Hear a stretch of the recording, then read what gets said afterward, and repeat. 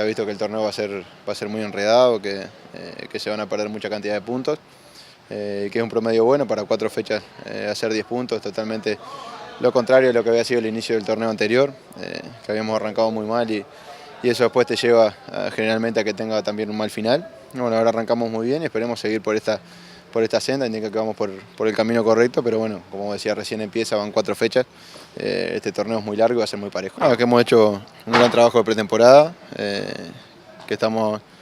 tratando de hacer todo lo que el cuerpo técnico nos pide, que nos hemos adaptado muy bien a ellos y ellos a nosotros, que ya se ha demostrado en la segunda rueda del torneo anterior. Y luego la paciencia que hemos tenido, el estado físico que el equipo ha demostrado y la paciencia que hemos tenido en gran parte de los partidos que nos tocó ganar. Lógicamente que es circunstancial, yo no creo que Cerro con el plantel que tiene merezca estar último en el campeonato, ni llega a diciembre último en el campeonato. Son cuestiones de rachas, nos tocó pasarla a nosotros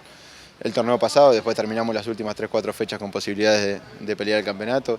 Creo que Cerro se va a acomodar, se va a levantar en algún momento. Nosotros nos ocuparemos de que no sea este fin de semana. Pero no tengas duda que se va a acomodar y va a estar entre los equipos de arriba porque tiene un gran potencial, es un equipo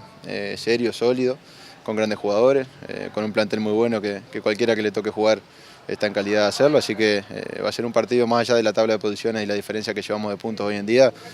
va a ser un partido sumamente difícil.